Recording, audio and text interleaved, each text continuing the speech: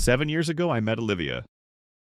From the moment we met, there was an undeniable connection between us, one that felt unshakable. We both grew up in small towns, raised in devout Christian households where faith shaped our values. Sundays were sacred, and family was everything. Those shared experiences laid the foundation for our relationship, making it feel like fate had brought us together. At the time, I was building a successful career as a software engineer, while Olivia excelled in sales, working for a major tech firm specializing in corporate solutions. When we got married 5 years ago, life seemed like a dream. Our love was deep, our passion strong, and our commitment unwavering. Friends often teased us for being inseparable, and we laughed it off, believing we had something rare, a love that could withstand anything. Things only got better when we welcomed our twin daughters, two beautiful little girls who became the center of our world. We dedicated ourselves to raising them with the same warmth and values that shaped us. From the outside, our life seemed simple: weekday dinners at home, occasional weekend outings, and church on Sundays.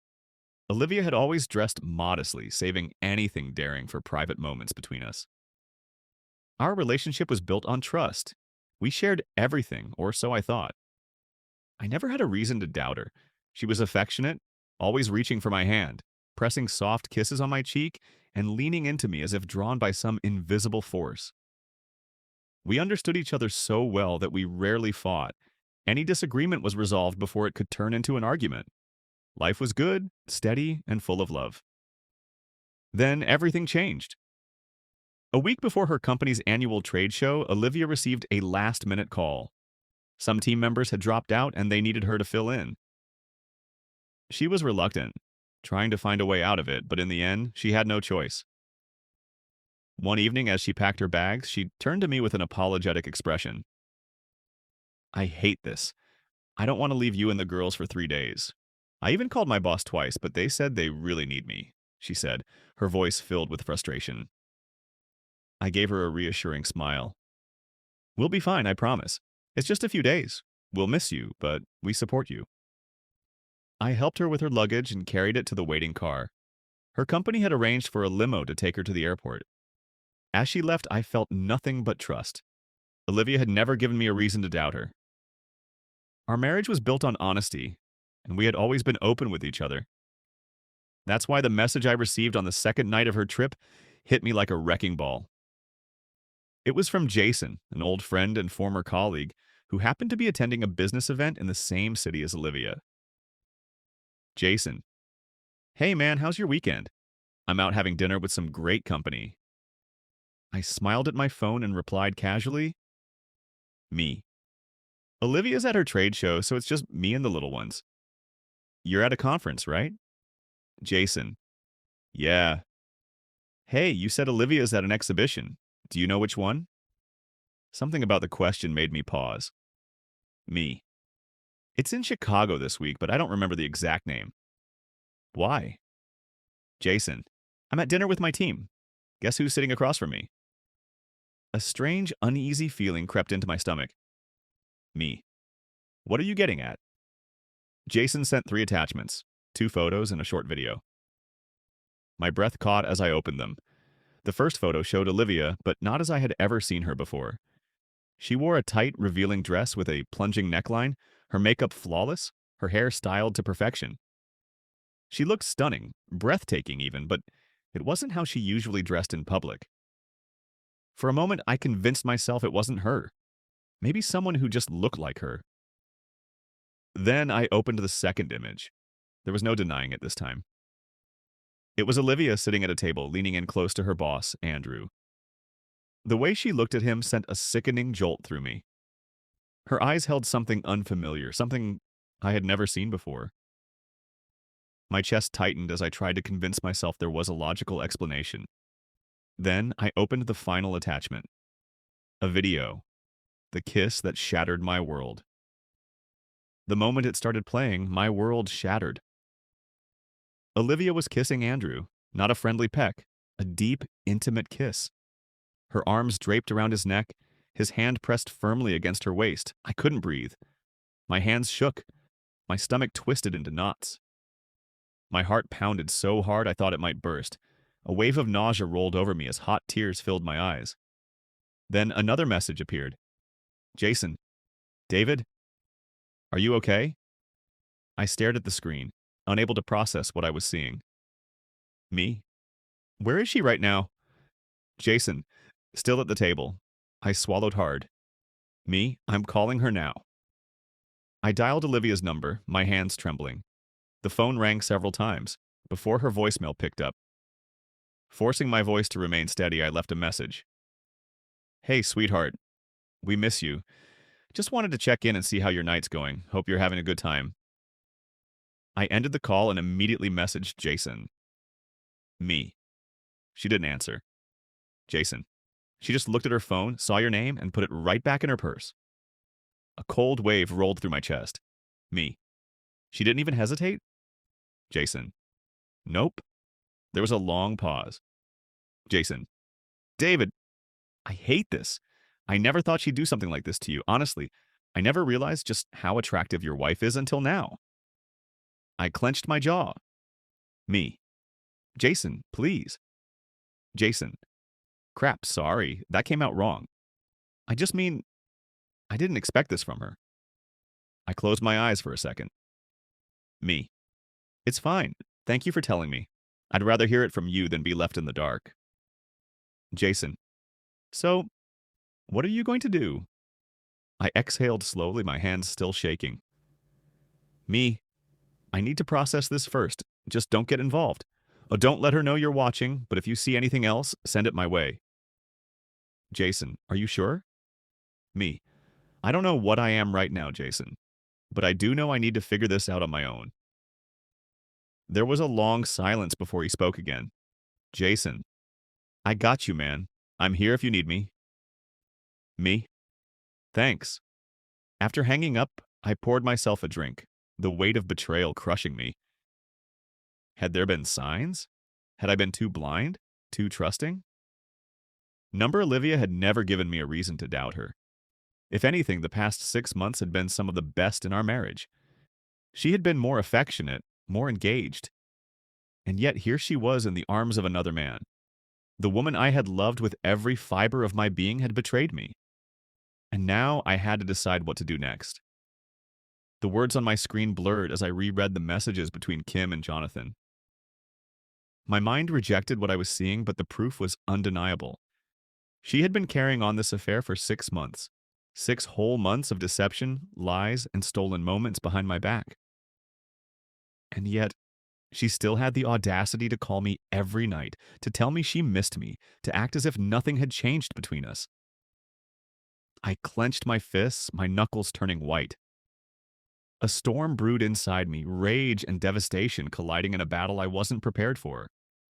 My daughter's laughter echoed from their bedroom, a cruel contrast to the chaos unraveling inside me. I had to keep it together, for them. They were innocent in all of this, and no matter how much pain I was in, they didn't deserve to feel it. I inhaled deeply, my breath shaking. This wasn't the time for anger. I needed clarity. I needed a plan. For the next 2 days, I played my role flawlessly. Every morning, I woke up early, made breakfast for my girls, and kept my routine the same. I texted Kim back with the same warmth and affection she expected, making sure not to raise suspicion. But behind the facade, I was preparing. I combed through her cloud storage, listening to recorded conversations between her and Jonathan. Some were brief, flirtatious exchanges, casual check-ins, stolen whispers between meetings. Others, however, were longer, more intimate confessions of love and passion. I love you, Jonathan. Being with you feels right in a way I can't explain. I feel guilty sometimes, but I know what I want, and it's you. David is a good man, but he doesn't excite me the way you do. With him, it's stability. With you, it's fire. I pressed my forehead against my clenched fists, my stomach twisting. I had given her everything: love, loyalty, a home. I had never once strayed, never once made her feel unwanted. And yet she had thrown it all away. Had our entire marriage been a lie? Number I refused to believe that. There had to be something real between us once. But it no longer mattered. By the time Kim's return flight was due, I had everything I needed. Photos, texts, call logs, and voice recordings, all backed up, organized, and stored securely. She might have thought she was being careful, but she had underestimated me. Now it was my turn to decide how this ended. The morning of Kim's return, I stood in the kitchen sipping coffee, my hands steady despite the storm inside me. My daughters sat at the table, their small hands clutching their spoons as they ate their cereal, blissfully unaware of the war waging within their father. Kim's flight landed at noon, and at 12:45, she walked through the front door, her suitcase rolling behind her. She looked radiant, her hair perfectly styled, her makeup subtle yet flawless. To anyone else, she was just a woman returning home to her family after a long business trip. But to me, she was a stranger. The second she saw me, her face lit up with that same soft smile, the one that used to make my heart race. "Baby," she whispered, dropping her bags and wrapping her arms around my neck. She kissed me deeply, her fingers tangling in my hair. "God, I missed you." I kissed her back, my lips moving against hers like nothing had changed, like I hadn't spent the last 48 hours listening to her moan another man's name. "I missed you too," I murmured against her lips. She pulled back slightly, brushing her fingers against my cheek. "Are you okay? You look exhausted." I forced a chuckle. "Twin toddlers will do that to you." She laughed, completely oblivious. "I should have never left you alone with them. I owe you." I gritted my teeth. "You owe me far more than you realize." Kim turned to our daughters, who squealed and ran to her, their little arms wrapping around her legs. She scooped them up, showering them with kisses. "Mommy missed you both so much." I stood there watching the scene unfold. My wife, the woman I had built a life with, was a masterful liar. She had stepped off that plane and slipped seamlessly back into her role as a devoted wife and mother, as if the past 3 days had never happened. I clenched my jaw, forcing my emotions into a tight, controlled box. This wasn't the time for confrontation, not yet. For the next few days, I studied Kim the way a detective studies a suspect. Every movement, every glance, every message she sent. She was flawless in her deception. Warm, affectionate, playful. She sent me sweet texts throughout the day, kissed me when I walked past, curled up beside me at night like she had nothing to hide. But I knew the truth. One night, as we lay in bed, she propped herself up on her elbow, her fingers tracing slow patterns on my chest. "I know I've been away a lot lately," she murmured, "but I promise I'll make it up to you." I turned to her, my face unreadable. "Make it up to me how?" She smirked, leaning in to kiss my neck. "Any way you want." I let out a low chuckle, my fingers grazing her waist. "That's quite an offer." Her smile widened, misreading my amusement. "I mean it. Let's plan something special this weekend, just us." I stared at her, my pulse steady. I'd love that. She had no idea that her weekend plans were already in motion. The night before our special weekend, I excused myself to run an errand. In reality, I drove to a small electronics store downtown and picked up 2 hidden cameras. By the time I returned home, Kim was already asleep. While she lay curled up in bed, I installed the first camera in our bedroom, hidden carefully within the bookshelf facing the bed. The second was placed in the living room, tucked neatly into the air vent. Kim had been careless enough to let her guard down, believing I was still the same trusting husband I had always been. But she was about to learn just how wrong she was. The next morning, I woke up before her and checked my laptop. The surveillance software was already running. If she made any suspicious calls, I would hear them. If she tried to sneak away, I would see it. I kissed her forehead gently before slipping out of bed. The game had officially begun. Over the course of the next day, I waited. I watched. I listened. And then, just after noon, I got exactly what I was looking for. Kim was in the kitchen when her phone buzzed on the counter. She glanced at me, assuming I wasn't paying attention, then quickly grabbed it and stepped onto the back porch. I clicked into the live audio feed. Jonathan's voice filtered through the speakers. "Hey, beautiful." Kim let out a soft laugh. "Hey, you? You alone?" "For now," she whispered. I closed my eyes, my pulse hammering. I miss you, Jonathan murmured. Wish I could see you tonight. Kim exhaled. Me too, but it's too risky right now. He's been extra attentive since I got back. Jonathan chuckled. You're good at keeping him distracted. My stomach churned. Of course, Kim purred. He has no idea. I clenched my fists. You're wrong, Kim. I know everything. And soon she would realize just how much. Kim's voice rang in my ears, her whispered words dripping with confidence. He has no idea. She was so sure of herself, so convinced that her deception was flawless. But she had underestimated me. I shut my laptop, inhaling deeply to steady myself. My heart pounded, my thoughts racing. I had spent days gathering evidence, waiting for the right moment, and now that moment had arrived. The question was, how far was I willing to go? That evening, I acted normal. I smiled, I laughed, I held Kim in my arms as if I wasn't moments away from exposing her betrayal. She had no idea that every touch, every lingering glance was part of a game she had already lost. After dinner, Kim settled on the couch with our daughters, reading them a bedtime story while I cleaned up the kitchen.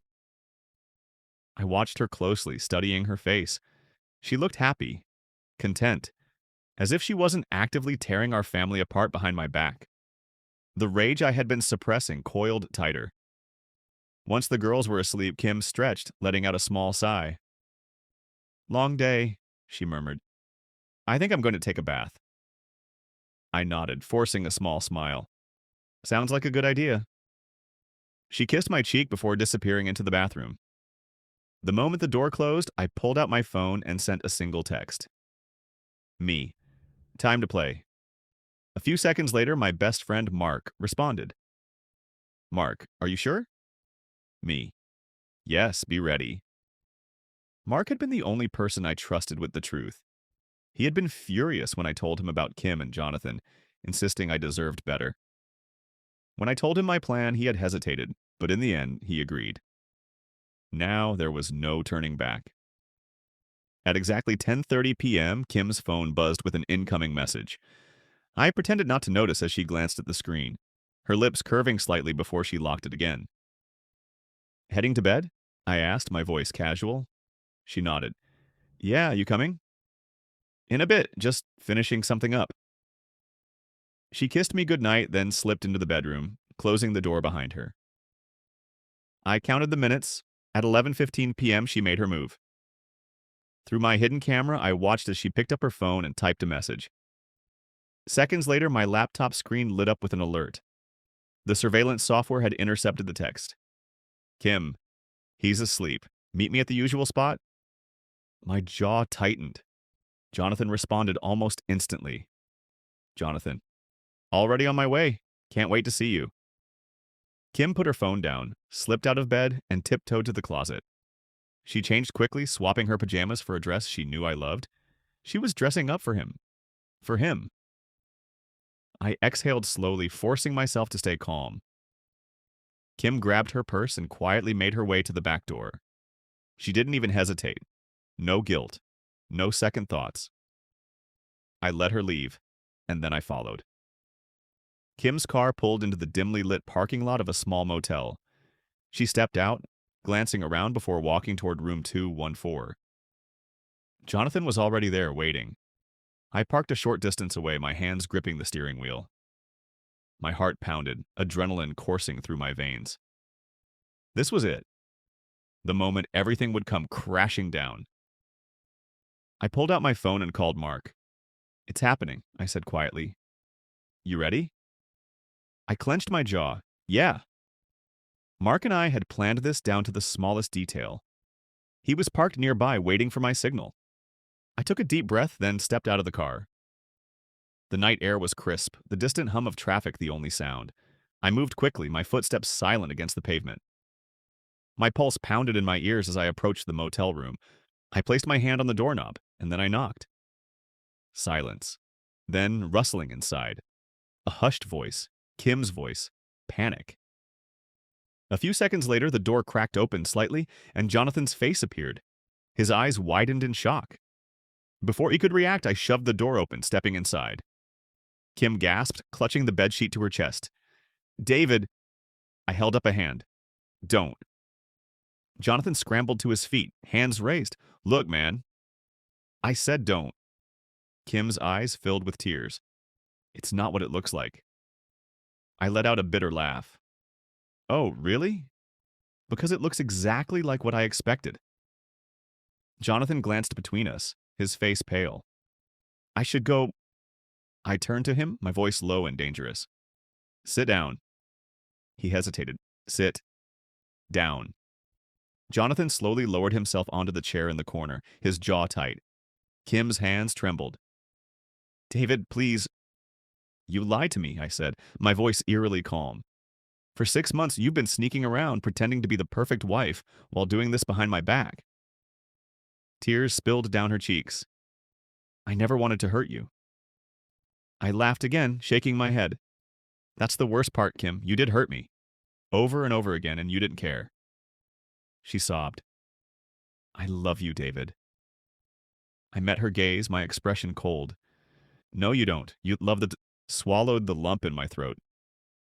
Mommy and Daddy are going to live in different houses now, sweetheart. She frowned. Why? I forced a smile, even though my heart was breaking. Because sometimes grown-ups make mistakes, but we both love you very much. That seemed to satisfy her, for now, but I knew one day she would have more questions, and I wasn't sure how I'd answer them. Months passed. The divorce was finalized. Kim was no longer my wife. The first night alone in my new place was the hardest. The silence was unbearable. I sat in the dark wondering if I had made the right choice. But deep down, I knew I had. Kim had made her decision. Now I had to make mine. I focused on my daughters, on rebuilding my life. And slowly the pain began to fade. One evening, Mark and I sat at a bar, sipping our drinks. You okay? He asked. I nodded. Getting there. He smirked. Well, for what it's worth, I think you handled it like a pro. I chuckled. Yeah, because it sure doesn't feel that way. He clinked his glass against mine. Trust me, you came out stronger. I exhaled, leaning back. Maybe he was right. Maybe after everything, I had finally found peace. I wasn't sure what the future held, but one thing was certain. I would never let anyone break me again. What do you think? If you were in David's shoes, would you have forgiven Kim or walked away? Let us know in the comments. And if you enjoyed this story, don't forget to like, subscribe, and share to support the channel. More exciting stories are coming soon. Stay tuned.